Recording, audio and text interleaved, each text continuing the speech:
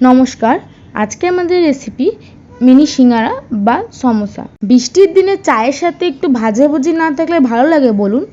তাহলে চলুন বানিয়ে নেওয়া যাক মিনি সিঙ্গারা বা সমোসা। ফার্স্টে আমি এখানে আলুগুলো সেদ্ধ করতে বসিয়ে দিয়েছি। আলুটা সেদ্ধ হোক ততক্ষণে এদিকে আমি রেডি করে নিই।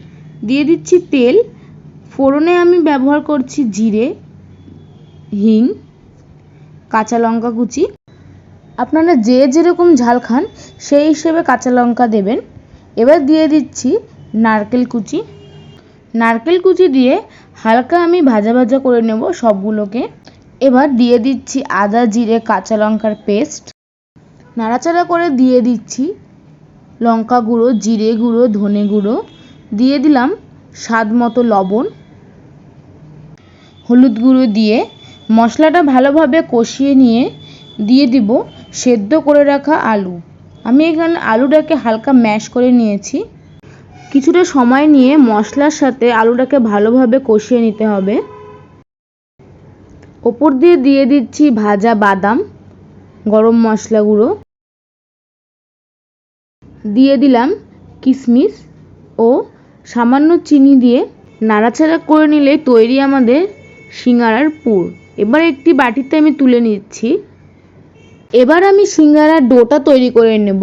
তার জন্য এখানে আমি নিয়ে নিচ্ছি 3 কাপ মতো ময়দা। এবারে দিয়ে দিচ্ছি সামান্য জোয়ান, দিয়ে দিলাম স্বাদ মতো লবণ, আর দিয়ে দিচ্ছি কালো জিরে। এবার দিলাম রান্নায় ব্যবহার করা সাদা তেল। দিয়ে সবগুলোকে ভালোভাবে মেশাতে হবে।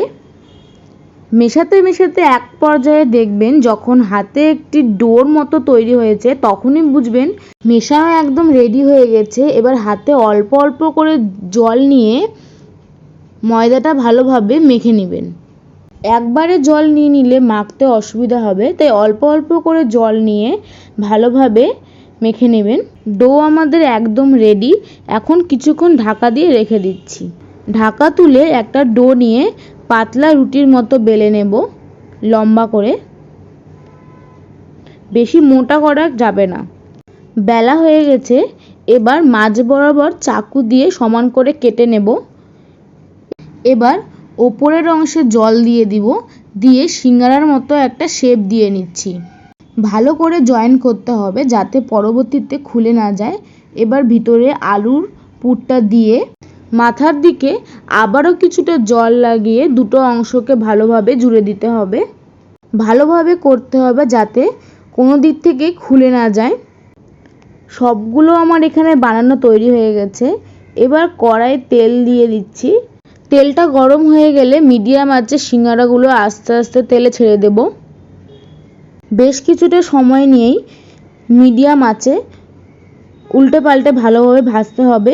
বেশি হিটে ভাজলে পুড়ে যাওয়ার সম্ভাবনা থাকবে, তাই সময় নিয়েই ভাজতে হবে। ভাজা হয়ে গেছে। এবার বাটিতে তুলে নিচ্ছি। বাড়িতে অবশ্যই একবার এইভাবে ট্রাই করবেন। আশা করছি আপনাদেরও ভালো লাগবে। দেখা হচ্ছে নতুন একটি ভিডিওতে। ততক্ষণ চ্যানেলটি সাবস্ক্রাইব করে দেবেন।